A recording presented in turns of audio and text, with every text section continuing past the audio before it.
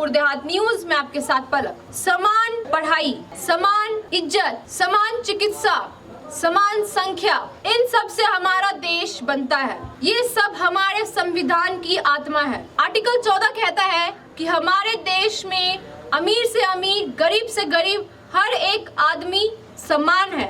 Article 15 कहता है कि किसी भी आदमी को उसके धर्म, उसके रंग, उसके धन, उसके दौलत से ऊंच नीच नहीं किया जाएगा। तो ऐसा क्यों होता है? क्या हमारा कानून आज भी बुज़दिल है? आइए हमने बात की है अश्विनी उपाध्याय जी से, जो कि प्रवक्ता है भाजपा में और एडवोकेट है सुप्रीम कोर्ट में। दूर देहात न्यूज के साथ उन्होंने खास बातचीत में इस बात पे अपना विचार रखा है। आइए सुनाते हैं आपको कि उन्होंने क्या बात बोली है इस पे। समान शिक्षा, समान चिकित्सा और समान नागरिक संहिता, ये हमारे संविधान की आत्मा है। आर्टिकल 14 कहता है कि सब लोग समान हैं इस देश में। आर्टिकल 15 कहता है कि जाति, धर्म, भाषा, क्षेत्र के आधार पर भेदभाव नहीं किया जाएगा। आर्टिकल 16 कहता है सबको समान अवसर मिलेगा। और आर्टिकल 44 कहता है कि इस देश में यूनिफॉर्म सिविल कोड होगा, समान नागरिक संहिता होगी। यूनिफॉर्म सिविल कोड का मतलब क्या है?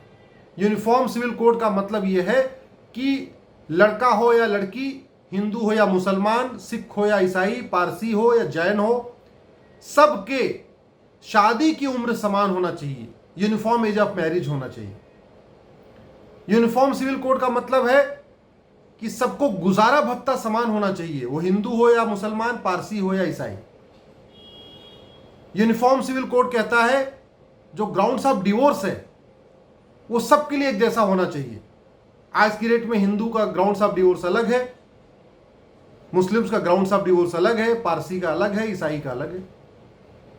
यूनिफॉर्म सिविल कोड कहता है कि एडॉप्शन और गार्जियनशिप, ये सबके लिए एक जैसा नियम होना चाहिए। आज की डेट में मुस्लिम्स में एडॉप्शन लॉ अलग चल रहा है, हिंदू में अलग चल रहा है, ईसाई में अलग, पारसी में अलग चल रहा है। यूनिफॉर्म सिविल कोड कहता है कि जो सक्सेशन है, इनहेरिटेंस है, संपत्ति का अधिकार है, वो सबके लिए एक जैसा होना चाहिए। विरासत का अधिकार एक जैसा होना चाहिए सबके लिए। आज भी हिंदू, मुस्लिम, पारसी, ईसाई के लिए अलग अलग चल रहा है। समझ में नहीं आ रहा है कि जब आर्टिकल 44 लागू कर दिया गया है, फिर लड़की की शादी की उम्र 18 और एक लड़के की 21 क्यों? और मुस्लिम्स में तो शादी की जो मिनिमम एज का कोई कॉन्सेप्ट ही नहीं है। 10 साल में भी शादी कर सकते हैं, 11 में भी कर सकते हैं, 12 में भी कर सकते हैं। इसी तरीके से जो आपका ग्राउंड्स ऑफ डिवोर्स है, मुस्लिम में आज भी ट्रिपल तलाक खत्म हो गया, लेकिन तलाके हसन तो चल रहा है। अब एक साथ 3 तलाक नहीं दे सकते, लेकिन एक महीने के अंतर पे 3 बार तलाक दे सकते हैं। आज भी लड़की न चाहे तब भी लड़का तलाक दे सकता है। ऐसे ही जो तलाक में कूलिंग पीरियड होता है, हिंदू में कूलिंग पीरियड 6 महीने है, क्रिश्चियन में 2 साल चल रहा है। तो ग्राउंड्स ऑफ डिवोर्स इतने तरीके के चल रहे हैं, हम समझ में नहीं आ रहा इनको क्यों हम एक यूनिफॉर्म नहीं कर सकते। दुनिया के कई देशों में यूनिफॉर्म ग्राउंड्स ऑफ डिवोर्स है, हम भारत में क्यों नहीं कर देते?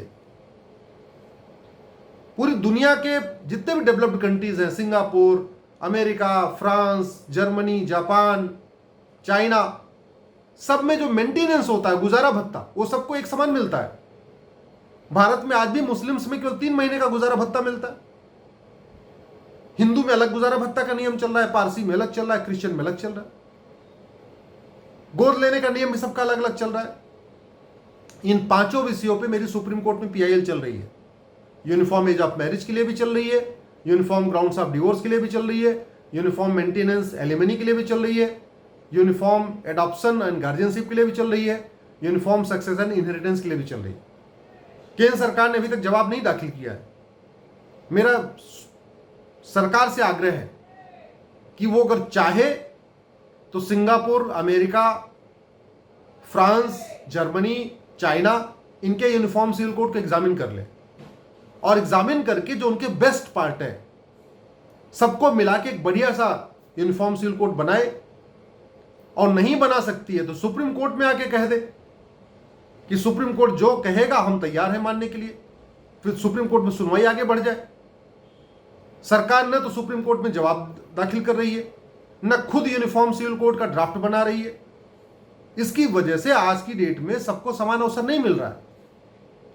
और संविधान का तो मतलब ही होता है, संविधान दो शब्दों से मिलकर बना है, संविधान, सम धन विधान बराबर संविधान, यानी ऐसा विधान जो सबके लिए समान हो, ऐसा विधान जो सब पे समान रूप से लागू हो, उसको संविधान कहते हैं।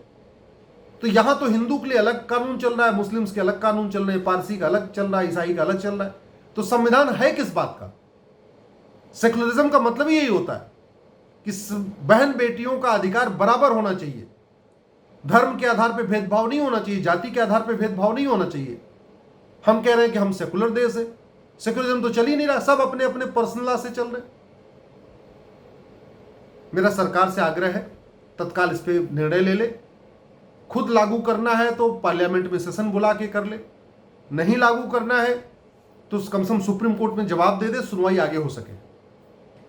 ऐसे ही तमाम खबरों की जानकारी के लिए चैनल से जुड़े रहें, चैनल को लाइक करें, सब्सक्राइब करें और शेयर करें, बेल आइकन को दबाना ना भूलें। धन्यवाद।